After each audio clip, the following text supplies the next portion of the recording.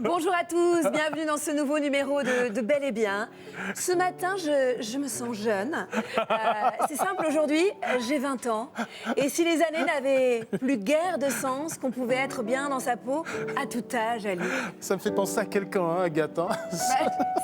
Ça vous fait penser à énormément de femmes. Vous pouvez éteindre votre portable, car ce matin, pas besoin de filtre. On va vous expliquer comment rester jeune sans chirurgie ni moyens artificiels. On va tout simplement vous révéler les secrets de la jeunesse éternelle. Oui, on va boire à la fontaine de jouvence de Bel et Bien en vous expliquant comment rester jeune dans son corps et dans sa tête. Ça fait rêver, hein, ça je vous le dis. Alors comme chaque samedi matin, pour nous accompagner, l'immortel psychiatre Christophe André et puis nos chroniqueurs bien sûr, Elsa Wolinski, Marie-Trey Stéphanie, Stan Gusman et notre grand enfant, celui qui ne vieillit pas, André Manoukian. Les présentations faites, on va vous révéler les secrets de la jeunesse éternelle. La preuve avec le sommaire de votre magazine Bien-être. Alors c'est prouvé par la science, rester jeune dans sa tête ralentit le vieillissement. Ce matin, notre psychiatre Christophe André prend le temps de vous expliquer pourquoi et surtout comment faire, avec notamment une leçon de psychologie positive. Et dans la foulée, nous prendrons une autre leçon, une leçon de vie, avec la très inspirante Perla Servan-Schreiber. Alors croyez-moi, ça fait du bien à entendre. On reçoit aussi Natacha Dikowski, auteur du best-seller de la rentrée, qui nous donne toutes les astuces pour affronter la ménopause, et oui, avec le sourire, et vivre une cinquantaine heureuse, épanouie, parce que pour elle, pas de doute, c'est le meilleur âge de la vie. Des propos que confirmera, à n'en pas douter, notre invitée, la star des ballets, la danseuse étoile Marie-Claude Pietragala. Sans oublier le témoignage de la sublime Caroline Ida, qui a attendu ses 61 ans pour se lancer dans le mannequinat. Preuve une nouvelle fois que la jeunesse n'a pas d'âge. Qu'est-ce que vous faites aujourd'hui que vous n'auriez jamais pu faire auparavant ? Me montrer nue déjà, peut-être, j'aurais pas Oui, c'est un début. Ouais. Ce que je dis, c'est qu'il faut oser dans la vie. Si on n'ose pas, on ne sait pas ce qu'il y a derrière la porte. Donc moi, j'ai osé. Voilà, aujourd'hui, je suis là et j'aide des femmes à se sentir mieux et je prends beaucoup de plaisir surtout.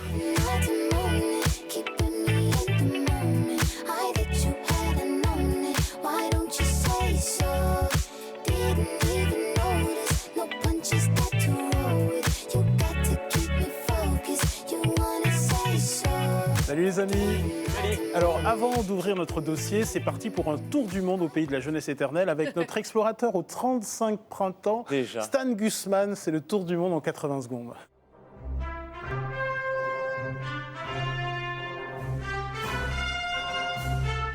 Oui, 80 secondes d'images internationales qui font du bien pour vous prouver qu'en Occident, on essaye enfin de faire comprendre que l'âge n'est pas un frein à la réalisation des projets les plus fous. Et vous allez voir que tous les moyens sont bons pour y arriver. Et pour cela, je vous emmène d'abord à... Mexico.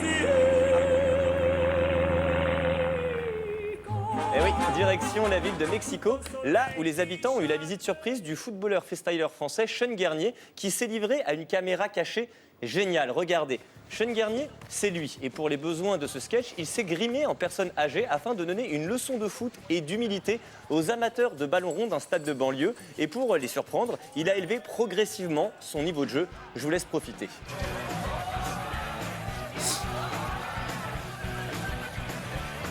Incroyable, c'est génial.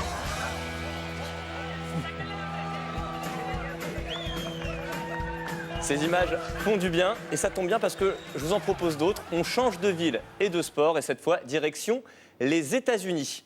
Car la vidéo que l'on vient de voir est directement inspirée d'une caméra cachée réalisée 7 ans plus tôt, en 2012, par la star de la NBA, le basketteur australien Kyrie Irving. Dans ce fameux documentaire, Kyrie Irving joue l'oncle Drew, l'oncle d'un des basketteurs présents sur le parquet, qui feint de se blesser pour se faire remplacer par son vieil oncle, qui va alors mettre une bien belle raclée aux autres joueurs. Et encore une fois, c'est jubilatoire, alors on profite.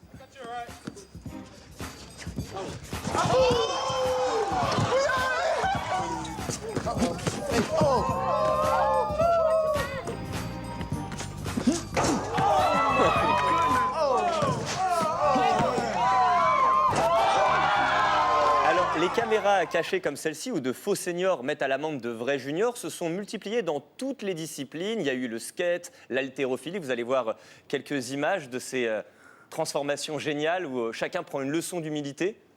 Mais on se rend compte qu'il n'y a pas vraiment de jeunesse ou de vieillesse. Mais plus réjouissant encore que ces caméras cachées qui ont vocation à changer le regard qu'on porte sur l'âge, ces vidéos où de vraies personnes âgées prouvent qu'ils ont autant, voire plus de vitalité que leurs cadets. L'expérience en plus, jugez plutôt avec ces images.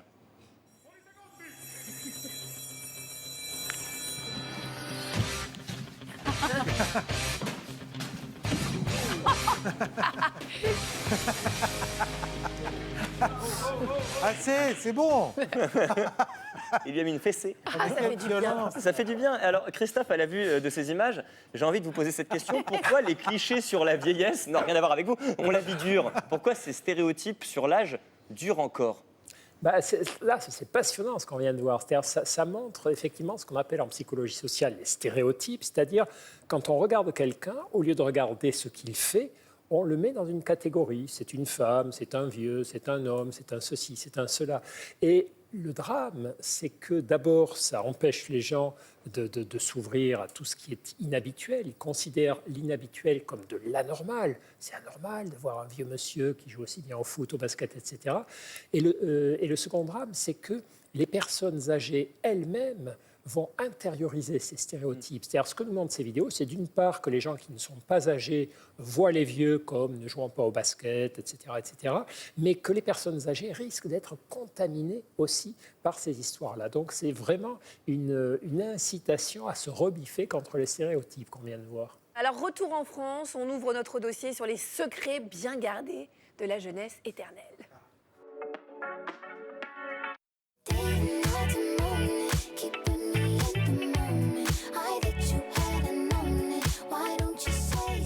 Alors de Dorian Gray à Voldemort, en passant par Peter Pan ou Jack Sparrow, que ce soit dans la littérature ou dans le cinéma, nous ne cessons de mettre en scène des personnages qui cherchent à obtenir ce trésor tant convoité, celui de la jeunesse éternelle. Et si l'on sait aujourd'hui que le Saint Graal est une illusion, il existe des moyens scientifiques, simples et accessibles à tous pour faire fi de l'âge et vivre plus vieux et plus heureux. Ce sont ces solutions que l'on va vous donner ce matin. Et si l'une des clés de cette jeunesse qui dure était détenue par l'acteur Patrick Devers, qui s'exprimait en 1979 dans l'émission Ciné-Regard sur Antenne 2. Tu te vois en vieux acteur, quand tu vieilliras, quoi tu auras ressemblé? Il y a les vieux du cinéma, il y a Brasseur, il y a Simon. Comment jamais vieux? Non, je serai jamais vieux. C'est-à-dire? Moi, vieux, c'est pas dans les... On devient vieux à partir du moment où on a peur du lendemain. C'est à ce moment-là qu'on devient vieux. J'ai peur de jamais... J'essaierai de ne jamais avoir peur du lendemain. Christophe, Patrick Devers a raison, on est avant tout jeune dans sa tête.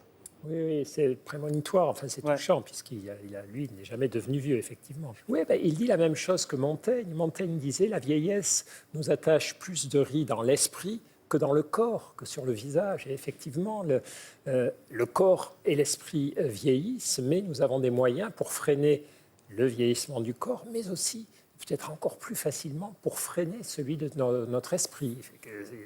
Il commence à mettre le doigt sur ces histoires-là. Cette idée commence à faire son chemin dans notre société. D'ailleurs, d'après une étude, on est encore jeune à 68 ans, les choses bougent et c'est tant mieux. Mais alors, qu'est-ce qui a changé? Stan Gusman a enquêté. Stop au jeunisme. Et si le meilleur âge de la vie, c'était le 3e? Et si les seniors, enfin les vintage, étaient les plus heureux? En 2021, l'idée commence enfin à faire son chemin. Précisons que l'on revient de loin et qu'au regard de l'histoire, le mieux vieillir est une notion qui tâte encore sa mère. Pourtant, tout avait si bien commencé. Sous l'Antiquité, Platon chez les Grecs ou Cicéron chez les Romains prêtaient aux aînés les vertus de la sagesse et de la méditation. C'était à eux qu'incombait la charge de diriger la cité. Car comme le disait si bien De Gaulle, ce n'est pas à cet âge-là qu'on va commencer une carrière de dictateur. Hélas, une nouvelle fois, tout se gâte au Moyen-Âge. L'espérance de vie recule et les plus âgés disparaissent. Seul 1% de la population dépasse, comme Charlemagne, les 60 ans. Le docteur Ambroise Paré fixe alors la vieillesse à 35 ans et du haut de ses 47 années, Montaigne se considère comme grabataire quand aujourd'hui, au même âge, l'acteur américain Christian Bale est au sommet de son art et de son sex appeal. Il en sera ainsi jusqu'à la moitié du XVIIIe siècle avec une espérance de vie moyenne de 25 ans. Heureusement, la fin des famines et des épidémies, sans oublier l'avènement des vaccins contre la variole ou la rage, vont réintroduire le senior dans nos villes et nos campagnes. Comme quoi, les vaccins, ça peut servir. Tant et si bien qu'en 1850, on vit en moyenne jusqu'à l'âge canonique de 43 ans et qu'un nouveau type de personnage fait son apparition dans le paysage démographique, le vieux. Et le vieux a bonne presse grâce à Victor Hugo qui dans ses écrits fait l'éloge de son statut de grand-père, ou encore grâce à la jeune République post-révolutionnaire qui cherche des figures tutélaires d'autorité en louant le grand âge et en instaurant même la fête de la vieillesse. C'est parti tourner de camomille, c'est la fête de la vieillesse. La suite, vous la connaissez, hormis les grandes guerres, la population vit de plus en plus longtemps. Chez nous, 80 printemps pour les hommes et 85 pour les femmes, record européen. Résultat, grâce au progrès de la médecine, les plus âgés vivent une nouvelle jeunesse. Libérés de la marmaille, parfois même de leur travail, ils ont du temps pour eux, mais aussi pour les autres. Quand ils ne vagabondent pas à leur loisir, ils se consacrent à autrui. Ah, décidément, qu'il me tarde d'avoir 55 ans afin de profiter réellement de la vie, à l'image de Michel Sardou, qui s'adresse à sa femme ainsi dans Les Vieux Mariés. On vient de marier le dernier. Tous nos enfants sont désormais heureux sans nous. Ce soir il me vient une idée, si l'on pensait un peu à nous. Et je ne suis pas le seul à avoir cette folle envie, preuve qu'en la matière, les choses changent. Car si d'un point de vue physiologique, on vieillit tous à partir de 30 ans, les mentalités évoluent. Et en 2021, on est avant tout jeune dans sa tête, qu'on ait 17 ou 77 ans. C'est pas moi qui le dis, mais les Français, au micro de notre journaliste Sarah Cadour. À quel âge devient-on vieux? Eh ben, à mon âge. Le jour de sa mort. 80, parce que je les ai pas encore. Je pense qu'on peut être vieux très jeune et très jeune très vieux. On peut être vieux à 20 ans. Quand on est bien dans sa tête, on n'est pas vieux. Quand vous serez plus vieux, vous aimeriez ressembler à qui? Moi, j'ai pour exemple mon grand-père, je dirais André Manoukian. Pensez-vous qu'il soit plus compliqué de vieillir pour un homme ou pour une femme? Pour une femme. Les codes sociaux sont peut-être plus difficiles pour les femmes que pour les hommes. Les hommes, c'est différent dans le sens où eux, tout est permis pour eux. Les femmes, on sait qu'elles prennent beaucoup soin d'elles, etc. Donc c'est un petit peu plus difficile de se voir vieillir. À qui le dites-vous? Exactement. Pour vous, quel âge vous vous donnez? On va dire 40. 15 ans. 29 ans. À 40 et encore. Ma fille, elle me dit, maman, tu es encore une gamine dans ta tête. Vous me donnez quel âge? 37. 40. Et oui. Non, pardon, excusez-moi. Non, mais allez-y. Non, mais je ne me vexe sur rien. Je sais pas, je dirais entre 45 et 50.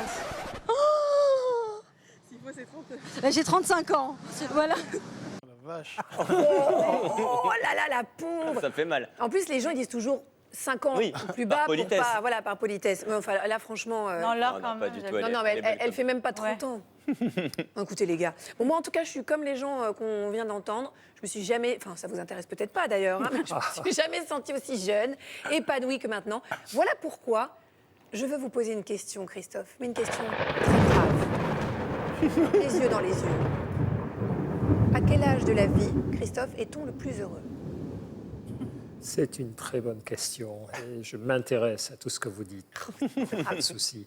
Non, mais alors c'est intéressant parce que justement toutes les études qu'on a depuis quelques décennies montrent que l'âge où on se sent le moins heureux, c'est entre 30 et 50 ans. Parce que c'est l'âge où on a le plus de pression, des pressions pour construire sa carrière, pour s'occuper de ses enfants, acheter un appartement, une maison, des choses comme ça. Et qu'en fait, le bonheur se met à augmenter de façon très forte à partir de 50 ans et atteint des pics à 60, 70 ans qu'on n'aurait jamais pu imaginer, puisqu'à 70 ans, la plupart des gens sont plus heureux qu'ils ne l'étaient à 20 ans. Pourquoi? Il y a des causes sans doute psychologiques. La vieillesse, c'est l'âge où on a compris que la vie allait s'arrêter et que le bonheur, c'est pas demain, quand j'aurai remboursé le crédit, quand j'aurai atteint ce poste ou quand j'aurai permis à mes enfants de faire toutes leurs études, c'est maintenant. Et les personnes âgées ont pigé ce carpe diem. Et puis, il y a des facteurs sociologiques, sans doute aussi. C'est vrai qu'aujourd'hui, les gens arrivent à l'âge de la retraite en bonne condition physique. Autrefois, nos anciens étaient beaucoup plus usés. Et puis, qu'ils ont justement une protection sociale, etc. Donc, cette combinaison fait qu'aujourd'hui, effectivement, les gens âgés sont plus heureux que les cadras et même plus encore que les jeunes gens de 20 ans. Je vous aime, Christophe. Après, Agathe, moi j'ai eu de la chance, j'ai bossé avec Charles Aznavour, qui une fois m'a avoué Alors, on parlait des artistes. Les artistes, par définition, ne sont pas heureux. Hein. C'est des tonneaux percés. Vous mettez de l'eau sans arrêt, vous remplissez d'amour, mais il n'y en a jamais assez. Et lui, il me disait, j'ai entrevu la possibilité du bonheur à l'âge de 64 ans. Ça m'a marqué, cette phrase. Le jeune, c'est celui qui continue à se poser des questions. C'est le sage qui dit, en fait, je ne suis pas grand-chose, je ne sais rien. Mon père, à 95 ans, il disait... je suis un étudiant, mais j'adorais ça. Il faut dire qu'il avait des jeunes Allemandes qui venaient lui faire la conversation. Oui, tel père, tel fils. Mais comment accéder à ce bonheur qui arrive avec le temps et nous fait sentir jeunes? Pour avoir un début d'explication à ces secrets de la jeunesse éternelle, notre journaliste Marielle Moing a rencontré la divine Perla Servan-Schreiber, essayiste, auteur du livre « Mes 77 secrets de vie » aux éditions de La Martinière. Une femme d'exception? Regardez. Bonjour Perla Servan-Schreiber. Bonjour à tous, la belle équipe. Et quand je vous ai proposé cette interview, vous m'avez dit avec plaisir, mais ce soir je reçois, donc je dois cuisiner. Alors est-ce que vous acceptez que je vous aide? Écoutez, volontiers, pourquoi pas. Allez hop, tablier. Un tablier. Nous allons donc l'aider à cuisiner une de ses recettes, une tarte au quetch. Mais avant... J'ai votre livre entre les mains, c'est un condensé de secrets de votre vie, il y en a 77. Est-ce que vous pouvez nous lire le 11e? Avec plaisir. Ta mission première, celle qui nourrit ton quotidien et enrichit ton humanité, tisser des liens. Encore et toujours et partout. Chez moi, la table en est le lieu privilégié. Et justement, ce soir on cuisine pour un Magic Lunch. Vous vous demandez ce que c'est? Définition. C'est un des dîners que j'aime le plus. C'est une amie délicieuse, merveilleuse. Elle sélectionne 6 ou 7 personnes de ses amis que moi je ne connais pas et qui ne se connaissent pas entre eux. Et la conversation et le lien s'installent aussitôt. C'est merveilleux de découvrir des gens chez vous, à votre table. Et comment est-ce qu'elle choisit ses invités? Parce qu'elle me connaît bien. Ah, c'est ça. Elle sait que j'ai besoin d'être étonnée, émerveillée et surtout amusée parce que c'est quand même très important de rire. N'hésite pas à aller vers les autres. Tu crains de les déranger alors qu'ils n'attendent que ça. C'est le 20e secret de Perla. Du coup, on lui a proposé de lancer une invitation pour dîner à la personne de son choix. Et l'heureux élu est... Christian Bobin, mon écrivain préféré. Il a cette capacité merveilleuse de dire qu'il suffit de regarder un brin de fougère et d'être en pleine conscience quand on regarde ce brin de fougère pour y trouver, eh bien, une partie du monde. C'est ça l'émerveillement? C'est faire quoi que ce soit, y compris des toutes petites choses, mais en pleine conscience. 30e secret. Nous sommes tous créatifs. Déverrouille ton cerveau en apprenant un truc nouveau par an. La curiosité est un véritable remède pour Perla. La curiosité, ça vous préserve de l'isolement. Elle vous permet toujours d'installer un lien. Or, la grande menace du vieillissement, ce ne sont pas les rides, c'est l'isolement. Caché parmi les secrets, il y a une petite surprise en plus au milieu du livre. Il y avait cette photo. Ah oui. Alors est-ce que c'est important de permettre de garder cette part d'enfant? Oh là là, oui. Vous savez, c'est ces audaces qu'on a quand on est jeune, on se lance, hop, on y va. On va chercher la tarte, sinon elle va rouspéter. Hop. Mais justement, ces maniques en forme de vache, est-ce que c'est pas un peu une part d'enfance? Oui, j'adore. Elles sont parfaites. Elles sont pas très pratiques, pour tout vous dire. Perla a encore bien des secrets à nous livrer, mais il est temps pour nous de la laisser accueillir ses invités. Perla, merci beaucoup. On a passé un super moment. Moi aussi, j'ai passé un joli moment avec vous. J'essaierai qu'il y ait un petit reste pour vous pour demain matin. Voilà, on sera là. En tout cas, une chose est sûre, Perla et ma mère seraient super copines. Oui. Elles partagent le même sens de l'émerveillement. En tout cas, on le voit avec Perla, Christophe, le lien social est un élément absolument indispensable au bien-être. C'est le lien qui permet de rester jeune. Ouais. Ben, vous savez, on dit souvent qu'il y a un carré magique dans les facteurs qui nous permettent de rester jeunes. Il y a le lien social, effectivement, vraiment être curieux, être intéressé, être ouvert aux autres, s'efforcer d'écouter les autres plutôt que de parler de soi, comme on a un peu tendance à le faire. C'est dur. C'est pas une question d'âge d'ailleurs, mais bon. Donc il y a le lien social, il y a l'alimentation, se nourrir correctement et joyeusement. La Perla Servan-Schreiber nous montre ça. Il y a les émotions positives, donc émerveillement, curiosité, ouverture, toutes ces choses-là, rire, humour. Et puis il y a quelque chose dont elle n'a pas parlé, mais qui est très précieux, évidemment, c'est l'activité physique adaptée. Et ce carré magique, vraiment, elle coche tous les angles. En tout cas, elle donne très envie d'être comme elle au même âge. Autre clé de la jeunesse éternelle dont on parle beaucoup en ce moment, c'est la psychologie positive. Alors c'est une science aux multiples vertus qui prône l'épanouissement et un positivisme quotidien. Notre journaliste Sarah Cadour a décidé d'initier les Français à la psychologie positive en suivant les préceptes d'une étude très sérieuse validée par Christophe André. Pour cette expérience, j'ai d'abord demandé aux Parisiens d'identifier leurs petits tracas du quotidien. Quand je suis tombée, je me suis fait une foulure pendant les vacances. Je pense à la météo. L'attitude de ma mère. Le dentiste ce matin. Les klaxons et les sirènes dans la ville. De mal dormir la nuit. Les embouteillages de Paris. Les tracas étant identifiés, nous allons faire des séries d'exercices de psychologie positive pour inverser la tendance. Exercice numéro 1, sourire à la vie. Hello. La prochaine personne qui passe, vous allez devoir lui sourire. On va faire un beau sourire aux deux jeunes hommes et à la jolie dame. Ça n'arrive pas souvent de sourire à quelqu'un. Hein. Exercice numéro 2, reformuler son tracas en y voyant le bon côté des choses. J'ai eu une entorse qui m'a gâché mes vacances, mais tout va bien. Ça me coûterait beaucoup de passer un temps fou à traverser Paris, mais c'est une belle ville, donc c'est agréable. Exercice numéro 3, oublier ses tracas et lister les bonnes raisons de se réjouir au quotidien. Alors le sport, le cinéma, la gastronomie, les jolies femmes, la musique. Je ne travaille pas aujourd'hui. Je croyais qu'il allait pleuvoir, il pleut pas. Exercice numéro 4, complimenter son prochain pour voir la vie en rose. Oh, vous avez des très jolis cheveux. J'adore la couleur de votre pull et vous avez un très joli regard. Vous avez vous aussi un joli sourire. J'en dis pas plus parce qu'après ça va être gênant quand même. Exercice numéro 5, rendre un service à autrui. Il paraît que ça rend heureux et moi ça m'arrange. On va appeler mon fils et vous allez lui faire croire que vous êtes Capitaine America. Et vous serez là avec Spider-Man pour son anniversaire. Allô? C'est bientôt ton anniversaire? Et tu sais qui c'est qui va venir à ton anniversaire? Eh ben je vais venir, Capitaine America. T'es content? Oui, je suis très content. Merci beaucoup. Après ces exercices, l'heure est au bilan. Comment vous vous sentez? Un petit peu plus calme. Ça va nettement mieux, il manquait le soleil mais tout va bien sinon. Je respire mieux. Là. Vous êtes plus positif? Oui. Vous m'avez rendu heureux aussi? Bon moi, en tout cas, moi, je sais pas vous, mais moi, ils m'ont rendue heureuse, ça c'est sûr. Christophe, est-ce que le fait de positiver, ça agit véritablement sur l'humeur, je veux dire profondément, et sur le vieillissement par ricochet?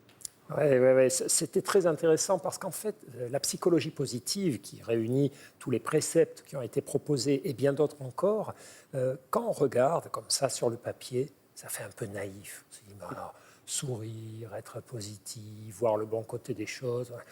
Mais le problème, c'est qu'il faut juste le faire. Ça ne marche pas parce qu'on le sait, ça marche parce qu'on le fait. On a une étude incroyable qui a été publiée en 2001 sur une communauté de bonnes sœurs aux États-Unis, dont on a étudié les émotions positives à l'âge de 20 ans. Quand elles rentraient au couvent, elles devaient faire une lettre en expliquant pourquoi elle voulait rentrer au couvent. Et donc, certaines faisaient des lettres très joyeuses en disant, voilà, j'ai eu la chance de venir au monde telle année et j'ai grandi dans une chouette famille, etc. Et puis d'autres racontaient les mêmes choses à peu près, mais de façon plus neutre ou carrément plus triste. Et on s'est aperçu que les émotions positives à l'âge de 20 ans prédisaient non seulement la longévité et la santé des bonnes sœurs, mais aussi la qualité de leur vieillissement. Il ne s'agit pas de vivre longtemps, il faut vivre heureux, joyeux, content d'exister, un petit peu comme on l'a vu tout à l'heure avec Perla Serpent-Schreiber.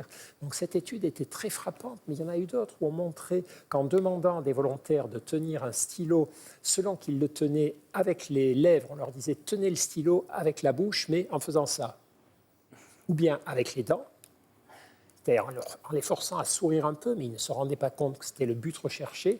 On s'aperçoit en leur projetant des petits films, par exemple, en leur racontant des histoires, ils se souviennent mieux des histoires positives s'ils ont souri vraiment, tenu le stylo avec les dents. Donc, on a une multitude de papiers qui montrent, que ces exercices de psychologie positive améliorent l'humeur et les émotions positives, et que ces émotions positives sont de nature à freiner le vieillissement, à le ralentir. Et ça correspond à ce que disent les grands témoins des gens qui vieillissent harmonieusement, c'est des gens joyeux et curieux. Merci beaucoup pour toutes ces études dont vous nous faites profiter. Hein. Je ne sais pas vous, mais moi je parle. Bon, plus sérieusement, à l'inverse, si je comprends bien, il y a un lien entre les émotions négatives aussi, je ne sais pas, la colère, la peur, l'envie, la frustration, etc. et le fait de vieillir plus vite ou moins bien. Et oui, malheureusement, ça a valu un prix Nobel à Elizabeth Blackburn, qui est une chercheuse américaine, qui a montré que le stress accélérait le vieillissement de nos cellules. Donc c'est pour ça que toutes les histoires de gestion du stress, psychologie positive, c'est un véritable enjeu pour les personnes qui s'intéressent au processus de vieillissement. Alors, comme on veut rester jeune le plus longtemps possible, on va mettre ça en application. Agathe, vous allez devoir faire le prochain lancement en souriant. Yes, aucun problème. Tout le temps. Merci Ali de me permettre de rester jeune. Tout de suite, je laisse la place, en tout cas la parole, à un écrivain qui aurait peut-être dû sourire un petit peu plus pour vivre plus longtemps. Le très prolixe auteur de À la recherche du temps perdu, Monsieur Marcel Proust. Un peu constipé. Salut, c'est Marcel Proust. Rassurez-vous, je fais des phrases plus courtes quand je parle que quand j'écris. Juste pour dire à ceux qui n'oseraient pas se lancer dans un projet parce que soi-disant trop âgé, sachez que j'ai commencé ma carrière d'écrivain à 40 ans. Autant vous dire que si j'avais débuté plus tôt, c'est toute l'Amazonie que j'aurais déforestée pour publier mes bouquins. Allez, je vous embrasse, mais de loin, car j'ai les poumons fragiles. Christophe, vous confirmez ce que vient de nous dire ce bon vieux Marcel? Il n'est jamais trop tard pour entreprendre de nouvelles choses? Oui, c'est très vrai. Ça rejoint les propos du philosophe André Comte-Sponville qui dit « Être jeune, c'est avoir dans tel ou tel domaine plus d'avenir que de passé ». Et c'est ce qui explique qu'effectivement, si je suis un footballeur ou un sportif, je suis un vieux sportif à 40 ans, mais si je suis, comme Proust, un écrivain, à 40 ans, je peux être un jeune écrivain, puisque j'ai encore des tas d'années pour accomplir quelques chefs-d'œuvre. Ah oui, on peut écrire jusqu'à 102 ans. Et je vous livre la réflexion d'un de mes meilleurs amis qui a 96 ans, c'est Raphaël Esraï, qui est un ancien déporté à Auschwitz, qui est un ancien résistant, un homme absolument formidable. Et il me dit, tu sais Ali, je deviendrai vraiment vieux le jour où j'aurai plus de projets. Et 96 ans, toujours des projets, c'est absolument formidable. Forcément, ça fait tenir de se projeter. Alors il y en a une qui a suivi vos conseils, Christophe, à la lettre pour rester éternellement jeune. Elle s'appelle Caroline Ida et Marie a eu la chance de la rencontrer. Coucou Marie. Bonjour Marie. Bonjour Marie. Bonjour Marie. Bonjour Marie, comment Alors, ça va parlez-nous de cette femme inspirante. Et oui, donc c'est Caroline Ida, en effet, qui a un nombre d'abonnés fou, 50 000, et qui est suivie par les femmes de plus de 50 ans, mais pas que, bien sûr. Et elle cartonne, elle n'a aucun tabou avec son corps, à tel point qu'une grande maison de lingerie a décidé de la prendre pour égérie. Ça n'était jamais arrivé. Et suite à cette proposition, Caroline a trouvé son combat. Montrer le corps des femmes tel qu'il est. Regardez.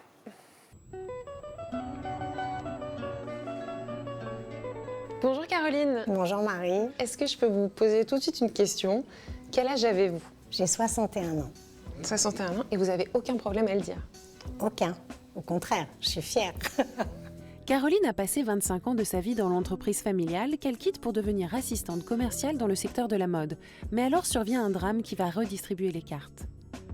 57 ans, c'était une rupture d'anévrisme dans le ventre, donc hémorragie interne. Et après, quand je me suis réveillée intellectuellement et psychologiquement, je me suis dit, c'est un message que l'univers m'envoie. Et là, c'est le moment de faire quelque chose pour moi. Arrête de faire pour les autres, quoi. Pense à toi un peu. Elle va alors développer son compte Instagram avec sa fille et en un an, Caroline parvient à être suivie par plus de 10 000 personnes, ce qui va lui ouvrir de nouvelles portes, le mannequinat. Elle s'aperçoit que les femmes de son âge sont peu représentées. Il y avait cette invisibilité totale dans les médias. Moi qui achetais tous les journaux féminins, etc., mais vraiment, je me suis dit, mais où est-ce qu'on est? Il n'y a pas de nana de plus de 50 ans dans tout ça. Les hommes, ils sont plus sexy quand ils ont des cheveux blancs, ils deviennent sexy avec leur petit ventre, leur petit machin, etc. On les accepte. Vous êtes aussi tout aussi sexy quand on vous voit... À 50 ans, on n'est pas comme un yaourt qui est périmé et qu'on jette, quoi. Comment voulez-vous vous identifier? Qu'on soit enfin représenté, oui. Quel rapport vous entretenez avec votre corps? Les rides, Je les cheveux. l'aime. Moi, j'ai laissé mes cheveux naturels parce que avant, cheveux blancs, je l'associais à vieille. Et moi, je sais qu'il y a des femmes qui m'ont dit, grâce à toi, je laisse mes cheveux naturels. Caroline assume tout, ses cheveux blancs, ses rides et surtout son corps. Et elle veut le montrer. Elle participe au mouvement de body positive en défilant fièrement en lingerie dans la rue. Je pourrais avoir ce drapeau la prochaine fois. Vive les sexygénaires et on est dans la place. Les sexygénaires, sexygénaires, voilà. Il faut que les gens s'habituent à voir ça parce que c'est la vie. Et il y a d'autres changements de société qu'elle aimerait voir, comme le fait que les femmes puissent être en couple avec des hommes plus jeunes. Pourquoi on les appelle des cougars? Enfin, excusez-moi, mais les cougars, c'est un très bel animal, mais moi, je ne suis pas un animal. Et pour cause, elle a été en couple avec un homme de 20 ans plus jeune qu'elle. Et souvent, elle a été confrontée à ce genre de situation. On se baladait, on est rentré dans une boutique de maquillage, j'essaye un truc, et puis la jeune femme s'adresse à lui et lui dit « Vous trouvez que ça lui va bien, votre mère ?» C'est lui qui l'a reprise, il a dit « Non, c'est ma chérie. » S'afficher comme ça, c'est encore mal vu, entre guillemets, quoi. Donc c'est pour ça que je dis merci à Madame Macron et à Monsieur Macron d'avoir cette différence d'âge. C'était toujours tabou, c'était toujours caché avant. Qu'est-ce que vous faites aujourd'hui que vous n'auriez jamais pu faire auparavant? Me montrer nue déjà, peut-être, j'aurais pas Oui, c'est un début. Ouais. Ce que je dis, c'est qu'il faut oser dans la vie. Si on n'ose pas, on ne sait pas ce qu'il y a derrière la porte. Donc moi, j'ai osé. Ben voilà, aujourd'hui, je suis là et j'aide des femmes à se sentir mieux et je prends beaucoup de plaisir surtout. Voilà, on a pris note, j'espère. Maintenant, il faut s'assumer et oser pour être comme elle. Elle est rayonnante. Elle a d'ailleurs écrit un livre qui s'appelle « Génération Silver sans tabou ni limite » aux éditions Kiwi, où elle explique tout ça. Christophe, on l'a vu avec Caroline, la confiance en soi joue un rôle essentiel sur le bien-être. Est-ce une clé universelle pour la jeunesse éternelle? C'est une bonne clé parce que la confiance en soi, ça génère des émotions positives, ça génère des mouvements vers les autres, on ose aller vers les autres, on est plus dans l'action que dans la rétraction. Ce qu'elle montre aussi, c'est que la vision qu'on a du vieillissement est très importante. Là aussi, on a des études qui montrent que quand vous atteignez l'âge de 40, 50, 60 ans, si vous avez une vision de ce qui vous attend comme positive, et positive, ça ne veut pas dire c'est top de vieillir, c'est merveilleux, c'est fantastique, mais ça veut juste dire quand je vieillis, il y a des choses que je perds et des choses que je gagne. Eh bien, ça, c'est quelque chose qui va nous aider à beaucoup mieux tracer notre route, effectivement, en prenant les années sur les épaules. Il y a quand même Sophie Fontanelle aussi qui a posé là, quasiment non, toute nue dans le L, et qui a reçu des messages immondes sur les réseaux sociaux de beaucoup de femmes qui disaient mais ne montre pas ça, on n'a pas envie de voir ça, on n'a pas envie de ressembler à ça, alors que c'était magnifique ce qu'elle a fait. En plus, elle est particulièrement belle. Et même ce que fait d'ailleurs Caroline Ida. Donc, mais c'est vrai qu'on n'est pas encore dans une société prête à accepter ce regard-là sur les femmes d'un certain âge. Cette réalité, surtout la réalité des femmes à cet âge. Merci beaucoup Marie. Merci, on va Marie. maintenant vous donner des conseils faciles à appliquer pour aborder la cinquantaine avec le sourire. Il est temps d'ouvrir la boîte à outils de Bel et Bien. Bonjour Natacha Dizowski. Bonjour Natacha. Bienvenue sur le plateau de Bel et Bien. Vous êtes l'auteur de ce livre. Je tiens... Elle l'a piqué, ça. Il l'a piqué tellement elle-même. Je tiens d'abord à vous féliciter pour le titre. Bel et Bien, très bien c'est aux trouvé, éditions bravo. Le Duc. Excellent titre. C'est un livre sur le bien-être optimiste et déculpabilisant, bourré de bons conseils dont vous allez nous parler. Alors pour débuter, pouvez-vous nous expliquer ce qu'il se passe dans le corps des femmes à la ménopause ? Alors déjà, c'est une période qui est très compliquée pour nous toutes parce qu'elle est pleine de tabous, d'archétypes et d'idées reçues où en fait on fait une espèce de raccourci, où on se dit la ménopause c'est une dégradation du corps des femmes, donc c'est une façon de genrer quand même le vieillissement. Alors qu'en fait pas du tout, c'est juste une modification hormonale qui va faire que bien sûr notre corps va bouger parce que les œstrogènes bougeant, voilà, tout le corps doit se réadapter et donc on va être sujet à un certain nombre, je dirais, de troubles, ce qu'on appelle les troubles collatéraux de la ménopause, les bouffées de chaleur, les insomnies, l'humeur qui est très variable, en fait, on est totalement joyeuse un jour et puis le lendemain, on est totalement en pleurs. Et ça, c'est très déstabilisant pour les femmes. Voilà, c'est pas la fin pour autant, Ali. Alors, un des conseils, Natacha, que vous donnez dans votre livre, conseil très, très important pour approcher de la jeunesse éternelle, c'est de prendre soin de sa peau.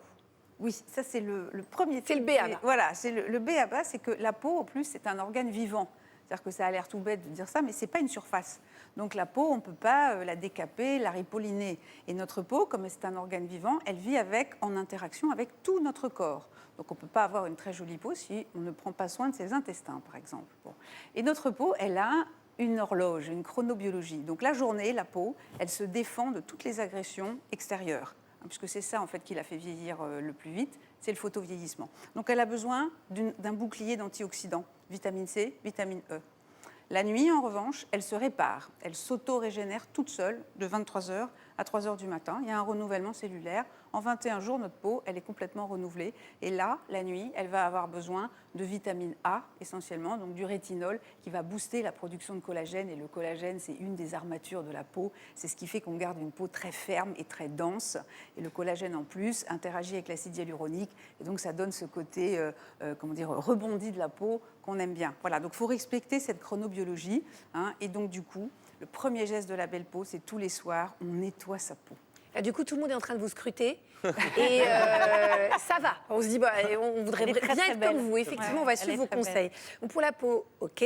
Autre conseil pour être bel et bien dans sa tête, dans son corps à 50 ans, l'activité physique. Évidemment, il fallait que ça tombe. Oui, ça, c'est impossible d'abord d'être en bonne santé si on est sédentaire. Voilà, ça ne marche pas. Et le corps, il a besoin d'être en mouvement permanent. Il a besoin d'être en mouvement pour éliminer les toxines, celles qu'on produit juste en vivant, en respirant, puis celles malheureusement qu'on ingère à notre corps défendant. Mais on a besoin de cette activité physique, on a besoin de transpirer. Donc il faut faire du cardio. Alors, on fait ce qu'on veut, on fait de la natation, de la course, de l'elliptique, de la marche suédoise, ce qu'on veut, mais on transpire, très important. On fait une activité de renforcement musculaire, parce qu'avec l'âge, on perd du muscle. En revanche, le muscle, il se refabrique très facilement. Donc, on fait du renforcement musculaire, donc de la musculation, tout simplement. Puis, il faut savoir quand même que le muscle, c'est le plus gros consommateur de calories. Donc, si on veut rester mince, fit, on développe sa musculature. Et puis la troisième chose importante, c'est tout ce qui va être la souplesse articulaire. Donc on fait du yoga, du pilate, toutes ces activités en fait qui demandent de la conscience de son corps et qui permettent d'apprendre à respirer. Parce que ça, c'est très important de respirer. Alors pour illustrer ce que vous venez de dire et pour vous donner envie et pour vous prouver qu'on peut faire du sport à tout âge, je voudrais vous présenter Jackie Bouisset. C'est une prof de yoga, mais hallucinante. Écoutez-moi bien. Elle a 100 ans. Voilà, elle a 100 ans. Alors, est-ce que vous êtes aussi doué qu'elle, Christophe? Regardez-la, elle est hallucinante. Est-ce que vous pratiquez, Christophe? Oui, tous les matins. Moi, je suis certainement moins doué, mais bon, je suis un débutant qui a l'avenir devant lui. Non, mais franchement, regardez la souplesse à 100 ans. Elle est incroyable. Elle est incroyable. Dernier point très important, et pas des moindres, vous parlez d'alimentation vertueuse. C'est vraiment la clé du bien vieillir, bien manger? Oui, en respectant là aussi son corps. Donc, et le corps, par exemple, de 20h à 4h du matin, notre corps, il se régénère. Ce qui empêche la régénération, c'est un dîner très tardif, très lourd, parce que notre corps, à partir de 20h, il se met en mode sommeil, lui. Donc, il n'a qu'une envie, c'est s'auto-régénérer. D'accord. Natacha, quand on s'est croisés la dernière fois, vous m'avez dit, j'étais en train de manger du sucre, et vous m'avez dit, Elsa, il faut surtout arrêter le sucre, c'est ce qu'il y a de plus mauvais. C'est le pire. Pour le corps, ce qui fait le plus vieillir, c'est le sucre. Le sucre, en fait, va déséquilibrer complètement le microbiote intestinal. C'est-à-dire que notre microbiote, il y a des colonies de bactéries à l'intérieur. Vous avez fait toute une émission sur le microbiote, donc vous le savez très bien. Donc le sucre va, en fait, faire qu'il va y avoir une surproduction de candidats albicans. Et ça déséquilibre tout. Donc au départ, c'est pas grave, on a juste des allergies, la peau qui réagit. Puis au fur et à mesure, ça développe une inflammation chronique. Et là, c'est la porte ouverte à des tas de maladies. Donc ça, c'est la première chose. La deuxième chose, c'est que le sucre crée la ride. C'est-à-dire que le sucre, il va provoquer en fait un phénomène chimique qui s'appelle la glycation et qui fait que les protéines en fait se solidifient entre elles, les tissus deviennent rigides et un tissu qui est rigide, qui n'a plus de souplesse, qu'est-ce qu'il fait? Il craque. La ride, c'est la peau qui a craqué. Merci beaucoup Natacha, vous restez avec nous. On n'a malheureusement pas le temps de passer en revue l'ensemble de vos conseils, mais vous pouvez les retrouver dans ce livre Bel et Bien aux éditions Le Duc. Alors on continue au rayon alimentation si vous voulez bien, parce que vous l'avez compris, dans la course à l'éternelle jeunesse, l'un des outils les plus importants, c'est la nourriture. Elsa a donc testé quelque chose de particulièrement vitalisant et gourmand. Ça s'appelle Elsa Test. Yeah.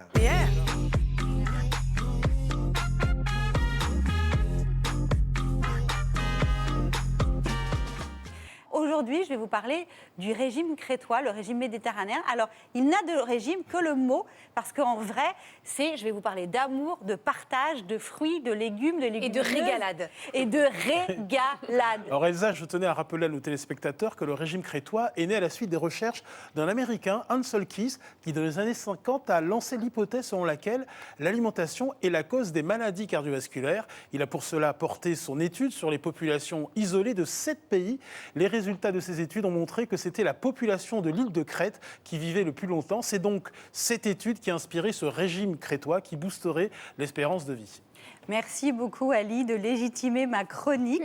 Effectivement, ce régime très coté dans les années 90 incarne la Méditerranée, ses valeurs, le mythe, son histoire, au point d'être classé patrimoine culturel immatériel de l'humanité de l'UNESCO. Alors, concept marketing ou remède miracle, c'est ce qu'on est allé voir. Je suis allée rencontrer le cuisinier, enfin le restaurateur plutôt, Yves Hansler, qui a ouvert des restaurants qui s'appellent Lémonie. Il en a 2 dans Paris, vous allez voir, c'est un vrai crétois. Et la cuisine, il s'y connaît.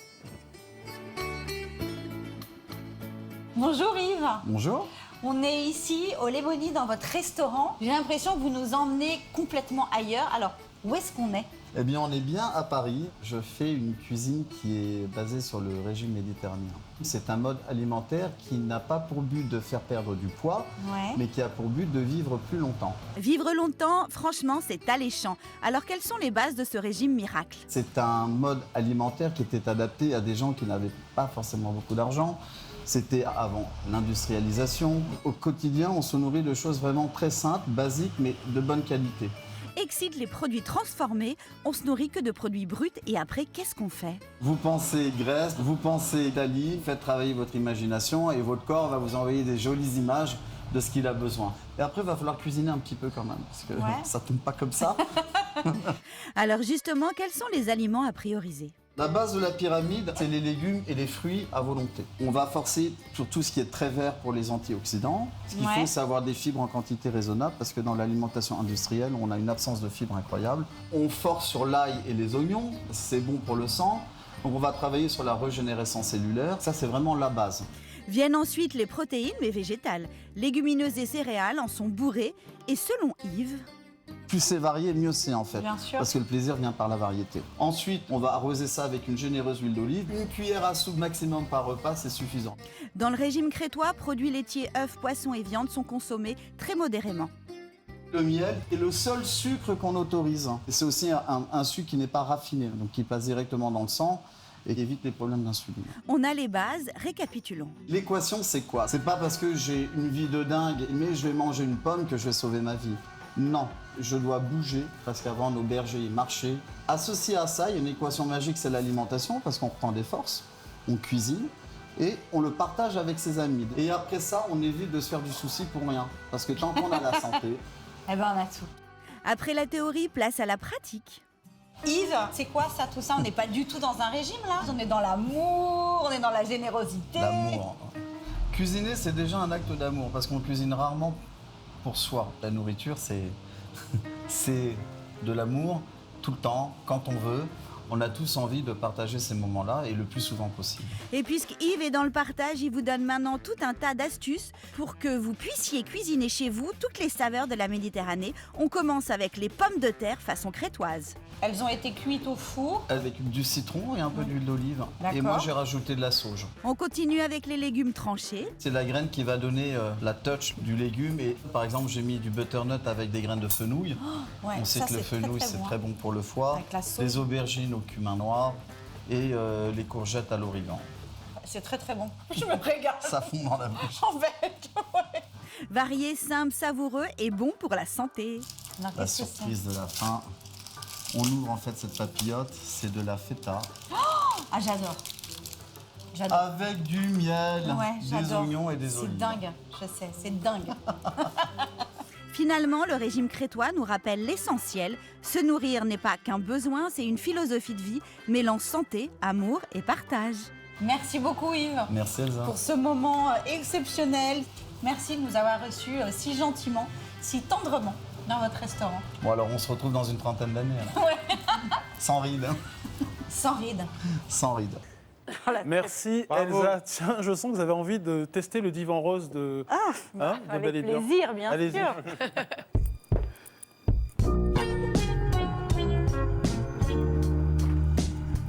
Parlez sans crainte, Elsa. Vous êtes entre de bonnes mains, Elsa.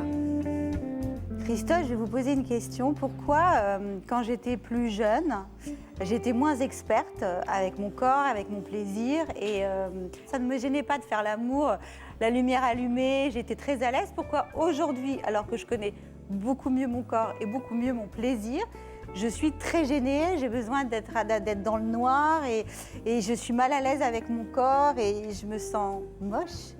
Oh. Mais ça fait rien, moi j'aime bien aussi dans le noir. Christophe, est-ce que vous pouvez m'aider? Oui, j'aimerais bien. Et... Ce que vous racontez, Elsa, c'est quelque chose qui est peut-être normal, finalement. Parce que dans ces idées qu'on a sur le vieillissement, je crois qu'il y a une idée fausse qui est qu'on devrait être à 40 ans comme on était à 20 ans. Qu'on devrait être à 60 ans comme on était à 40 ans ou à 20 ans. Or, il n'y a pas de raison qu'on ait les mêmes envies, par exemple, pour faire l'amour, pour manger ou pour faire du sport à 40 ans, à 60 ans, qu'à 20 ans. Ce qui est normal et ce qui est souhaitable, c'est qu'on ait envie de faire l'amour, mais il y a peut-être une façon qui est plus agréable, plus confortable pour vous de faire l'amour aujourd'hui, qui n'est plus celle que vous aviez à 20 ans. Et je me demande si votre problème vient de quelque chose qu'il faut appeler un complexe ou tout simplement de quelque chose qu'il faut appeler une contrainte sociale. Au fond, moi je pense que pour beaucoup de personnes de 40 ans ou de 50 ans, elles n'ont pas à imiter les personnes de 20 ans. Elles ont à trouver leur voie et ça, c'est ce qui va appartenir à la génération que vous incarnez. Écoutez Christophe, je ne vous dirai pas, j'ai très envie de faire l'amour avec vous, ça serait très gênant. Mais en tout cas, merci beaucoup. Merci Elsa. Natacha, vous approuviez ce que disait Christophe? Complètement. Ça ne sert à rien de se regarder par petits bouts. Les femmes, elles sont championnes du monde pour se dire, alors là, je ne suis pas assez comme ça, je suis trop comme ça. Et... Non, personne ne nous regarde par morceaux, il n'y a que nous qui faisons des trucs comme ça. Donc je suis tout à fait d'accord avec ce qu'a dit Christophe. C'est-à-dire qu'il faut aimer son corps et habiter son âge, voilà, sans aucun complexe. Merci Elsa, merci Natacha. Bravo. Je rappelle que vous êtes l'auteur du livre Bel et Bien. Très beau titre, une nouvelle fois, aux éditions Le Duc. Merci beaucoup, Natacha. On va maintenant parler d'un autre aspect de l'éternelle jeunesse auquel on ne pouvait pas couper, c'est l'aspect physique de l'âge, avec une solution qui peut vous aider, la médecine esthétique. Alors, il ne s'agit pas de chirurgie, mais de tous ces actes médicaux légers qui visent à retarder le vieillissement. Mais en a-t-on vraiment besoin avec Ali ? Pour le savoir, j'ai peur, Sarah Cadour a présenté nos photos dans la rue aux passants pour savoir quel âge il nous donne. Je trouvais en vrai. Je vais vous montrer des photos justement et vous allez me dire quel âge vous donnez à ces personnes. 35. 28, ouais, 36 ans. 35, 40 ans, même pas 40 ans. Vous aimez bien? Il est pas mal. J'aime les blonds, mais il est pas mal. Dans les 40, 42 ans, un truc comme ça. 44, 40, 52, 55, on va dire 52 pour 50 ans. 50. Mais cette personne ne sait pas que je vais lui poncer le visage avec du papier de verre. Il n'est pas encore au courant que je le retrouverai. Très bien, c'est noté. Alors, bon, je vous donne quand même mon âge, j'ai 47 ans. Moi, j'assume tout à fait mon âge. Ouais. Très bonne réaction. Bon, croyez-moi, Stan, après ça, je vais écouter votre enquête, ça c'est sûr, sur la médecine esthétique. Je pense que je vais me faire piquer, et ce, dès demain. Voilà. Donc j'écoute tout ça avec beaucoup d'attention. Merci.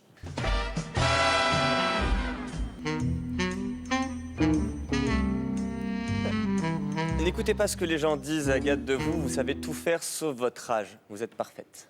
Merci. On va quand même parler de médecine esthétique. Stanislas. Alors pas de panique, rien de chirurgical, car on n'a pas vraiment envie de ressembler à Donatella Versace.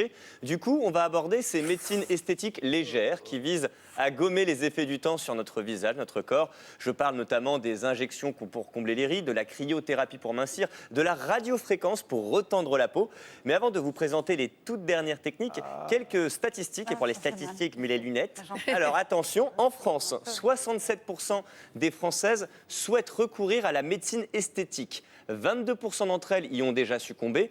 L'âge moyen du premier acte de médecine esthétique est de 35 ans.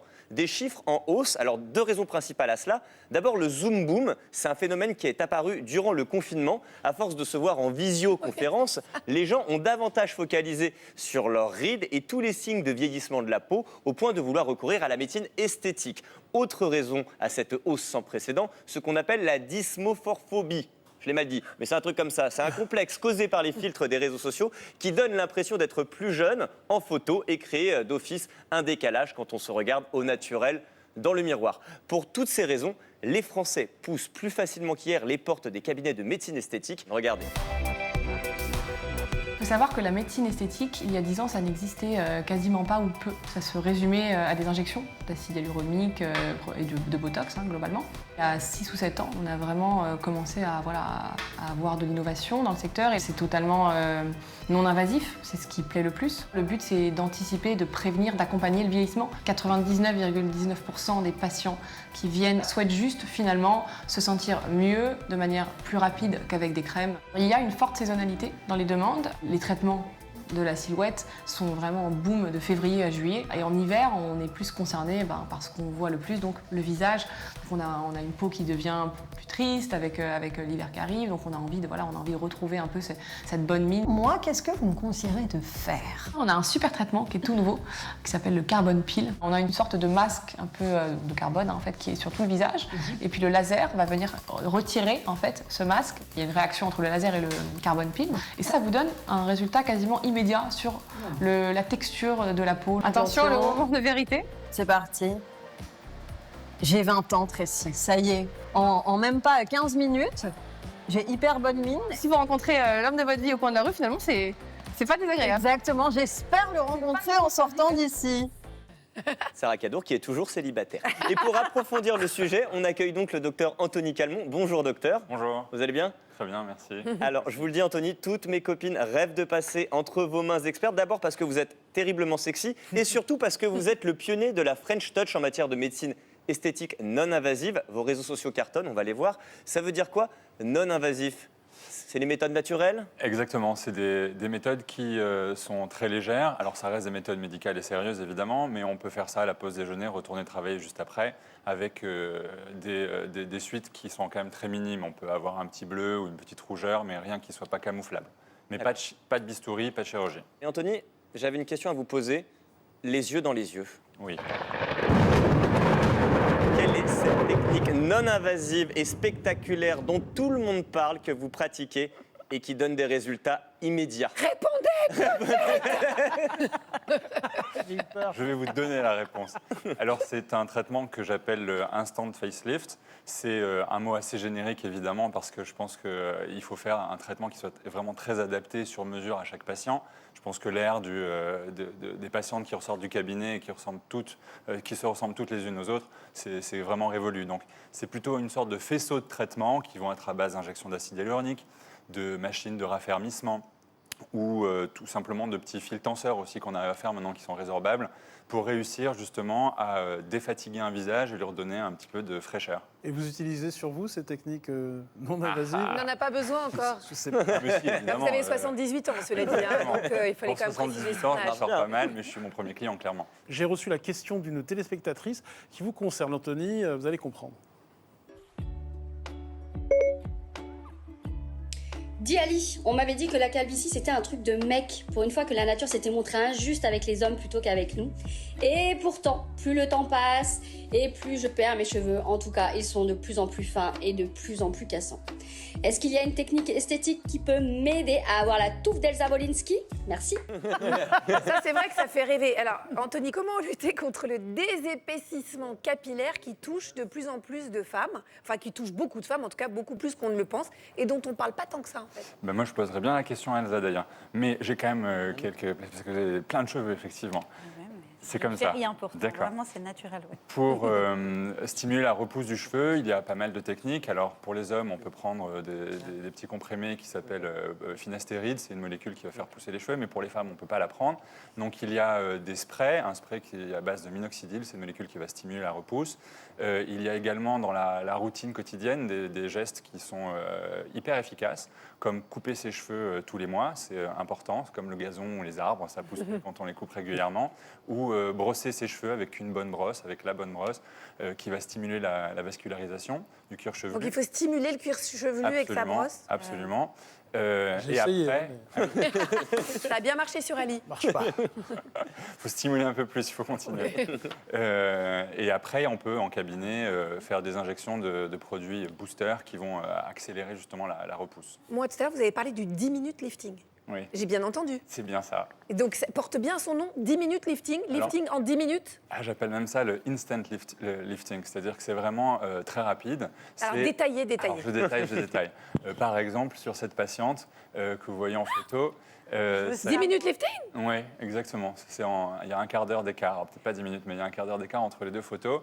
C'est une patiente qui a bénéficié de quelques petits traitements pour traiter la vallée des larmes et les cernes, également un traitement de définition de tout l'ovale, un petit peu de projection du menton, tout ça avec des petites Non, mais piqûres là, d'acide vous hyaluronique. lui avez fait quoi, la dame? Moi, je veux pas. Là, elle a eu une machine de raffermissement. Ça tient longtemps. Non, ça tient 6 mois, ce qui est quand même Oui, mais c'est vachement quand bien correct. déjà. Mais, Plutôt que d'éviter une anesthésie générale et tout et se faire. alors, les- c'est compatible. Disons qu'il y a des choses que je ne pourrais pas traiter et que la médecine esthétique pourra faire. Oui.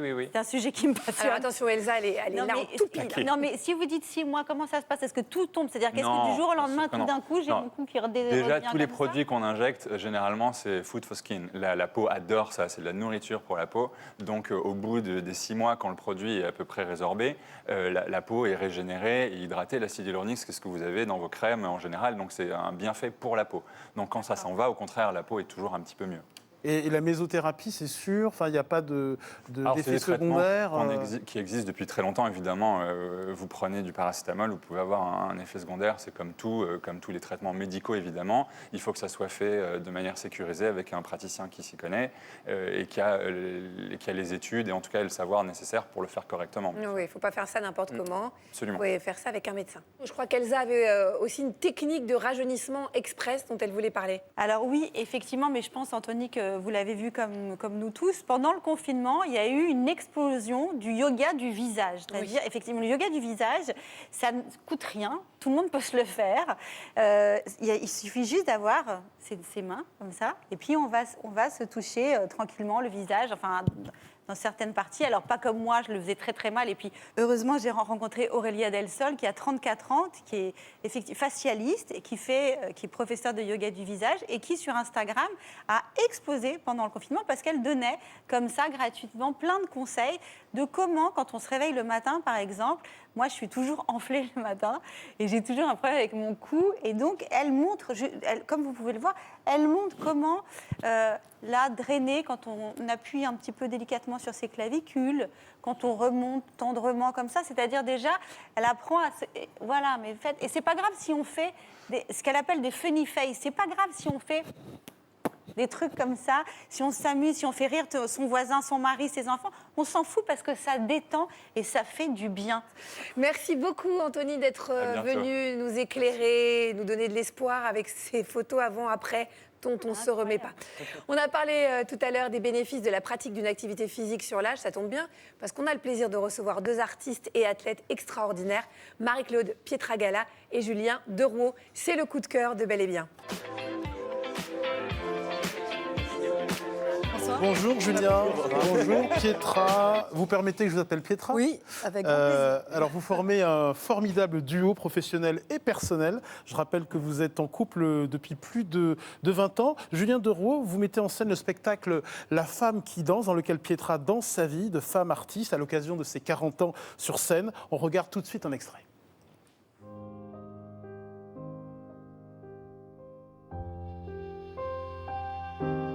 Je voyage dans les sensations, les émotions. Une infinie sérénité transperce mon être. Je danse, je danse.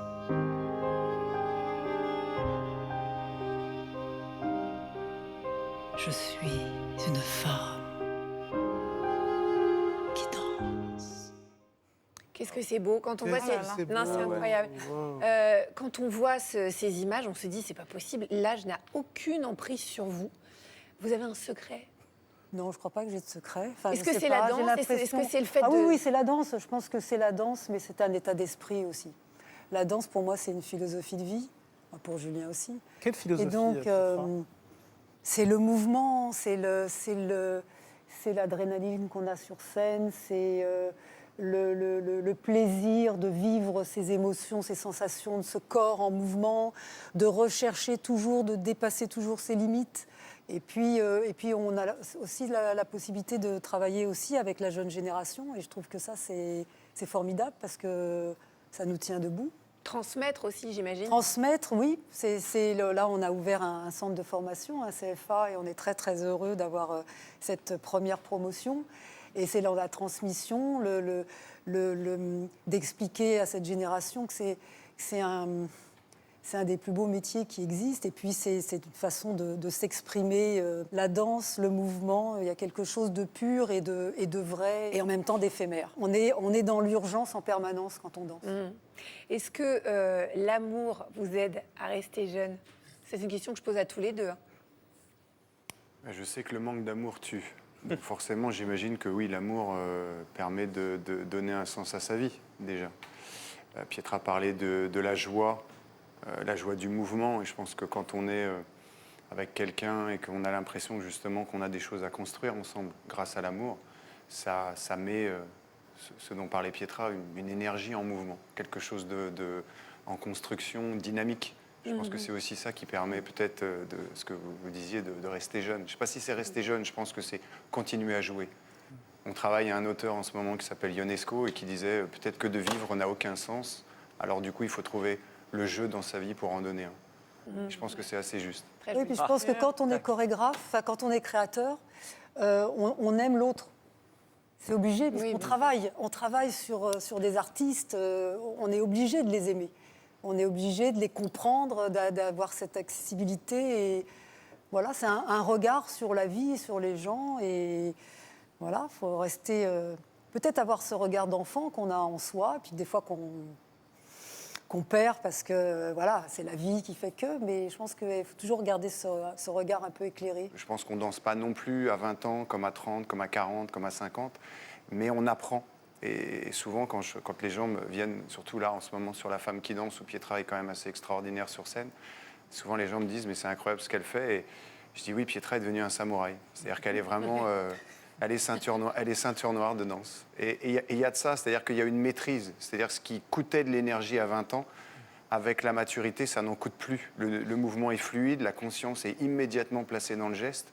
Et donc on a une concentration, on sent l'espace. D'ailleurs, Pietra le dit au public « je vous vois ». Je vous sens.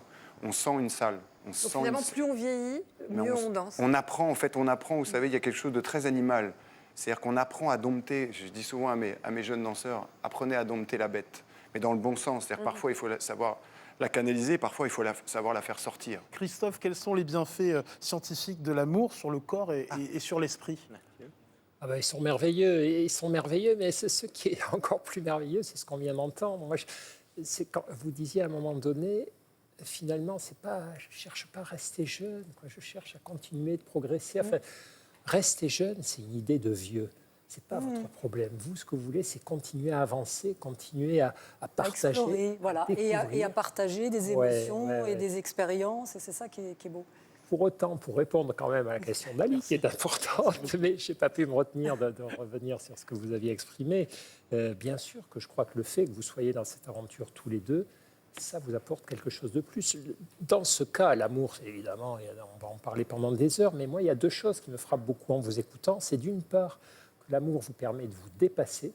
Je pense qu'à deux, avec un autre qui est à la fois bienveillant et exigeant, on s'endort moins que si on est tout seul, on refait moins les mêmes choses que quand on est tout seul, mais c'est aussi quelque chose qui vous permet sans doute, et là vous ne l'avez pas dit, mais j'imagine, à certains moments aussi de souffler, d'être en sécurité. Quand on est dans son couple, on n'a pas besoin de faire semblant, de prendre la pause. Le partenaire, c'est quelqu'un qui est bienveillant et qui accepte aussi les moments où on est moins bien, moins en forme. Les fragilités, les faiblesses, oui, bien sûr. Voilà, c'est très juste et que là, en ce moment, justement, on parlait de transmission. Pietra parlait du centre et donc on a des jeunes artistes à qui on essaie de transmettre cette passion et aussi d'ailleurs la difficulté de ce métier. Et souvent c'est ça, c'est de leur dire le succès et l'accumulation des échecs. Et que du coup il faut que ici, dans le studio, vous soyez assez confortable pour pouvoir vous tromper et vous autoriser l'erreur. Parce que c'est à force de se tromper qu'à un moment, le geste va jaillir et va trouver quelque chose de beau. Alors Julien, est-ce que vous pourriez apprendre 2 ou 3 pas de danse à Elsa et Agathe sur scène? Non, mais c'est pas possible. Pauvre Julien, quoi. Non, Il est mais- tranquille, on est en train de philosopher. vraiment, là, le plus gros on aura défi de tout sa fait, vie. moi. dessus. Allez, on va. Non, mais en pyjama léopard. Non, mais et moi en boots. Là, vous avez affaire à la pire danseuse. Non, mais oui, vraiment. Mais que vous n'avez jamais vu de toute votre vie. Alors peut-être qu'en musique, on va commencer quelque chose de très simple. Ou vaut mieux. Attendez, je me cache. Donc on va être comme ça, la jambe Mais un droite peu devant, derrière. les hanches dans la diagonale. Et puis on va attraper comme ça, la main gauche va pousser le dos, va être derrière, voilà. Et la main droite va se placer devant. Et comme si on s'amusait justement avec ça, à l'envoyer devant, à l'envoyer derrière. Voilà, comme si on était manipulé par le vent. Voilà. Bien. De ce que je vois, c'est juste. C'est joli le mouvement. Voilà. Et alors après, avec le bras gauche, on va ouvrir et se placer en pli. Ah, voilà, attendez, Ok. là. Alors on va le refaire. D'ici, une fois qu'on est là, on va repartir. Je vais vous donner un top. Dans le roseau, on va ouvrir le bras en l'air et venir tomber sur sa jambe. Maintenant, on va revenir en tournant et on va placer les bras en l'air. Et on va rebondir. Essayez à la maison. Ça va, André? En même temps sur la musique.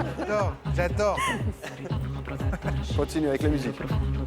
Ça va durer longtemps, Julien? C'est juste Ok, on revient. au nombre de squats. On revient.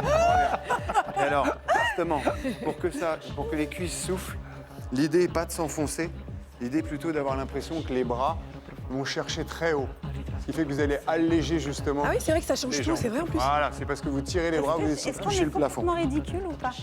Pas du tout. Non, mais ça fait du bien, alors on s'en fout. Ok, alors on refait du début. On va se dire 8 roseaux, le bras, Ça, c'est dur. Ça. la pirouette et le plié. Ok? Je peux mettre un peu derrière, comme ça Ouais. je vous vois, parce que sinon Ouais, j'ai... avec moi, je me mets au milieu. Plus vous reculez, plus je recule. 7, 8 et 4, 5, 6, 7, 8, le bras, 1, plié, tourne, et en bas, Pardon. rebond, encore, maintenant, rapide, et on baisse les bras, voilà, juste, ok, super. Bravo Elsa, bravo Agathe. Bravo. Merci Julien. Franchement, c'était top, ça fait... C'est Merci une danse qui beaucoup. fait du bien. Alors, Pietra, vous avez décidé de nous tirée. offrir un beau cadeau, puisqu'avec Julien et votre troupe de danseurs, vous lancez une nouvelle création, ça s'appelle La Leçon, avec 10 représentations exceptionnelles du 21 au 31 décembre au Théâtre du 13e Art à Paris. Vous êtes toujours en répétition, mais vous avez décidé de nous offrir en exclusivité un avant-goût de votre spectacle avec 3 de vos danseurs. Vous nous les présentez pendant qu'ils s'installent autour du piano d'André, Pietra. Oui, alors... Qui est sur scène? Alors, Solène, Bonjour, Antonin, Solène. Bonjour Solène. Bonjour Solène. Antonin, voilà. Bonjour Antonin. Bonjour, Antonin. Et Amélie. Bonjour Amélie. Bonjour. 1, 2, 1, 2, 3, 4.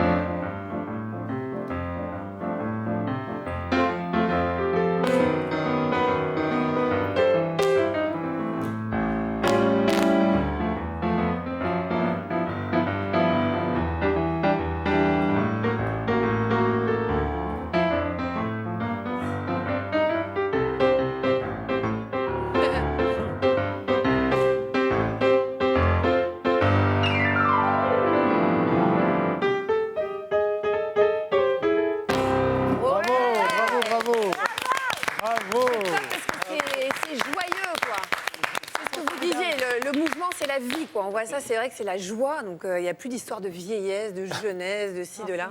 Ah, ça fait du bien. Ça fait C'est du vraiment bien. chouette. Merci beaucoup. Et c'est déjà, hélas, la fin de l'émission. Merci aux danseurs, merci à Pietra et Julien Dereau d'avoir été avec nous. Je rappelle le seul en scène de Pietra, la femme qui danse actuellement au Théâtre de la Madeleine, suivie d'une tournée en France. Merci à vous tous de nous avoir suivis ce matin dans Bel et Bien. Ali, je rappelle qu'on vous retrouve tous les matins de la semaine à 10h05 pour votre formidable émission Grand Bien vous fasse sur France Inter. Et vous, Agathe, dans la très belle émission, la très belle Maison des Maternelles, tous les jours à 9h30 sur France 2. Quant à nous, on se retrouve la semaine prochaine, bien entendu. Même chaîne, même personne, même gaieté, même joie, même jeunesse éternelle. Faites-vous du bien en attendant toute cette semaine. À samedi prochain.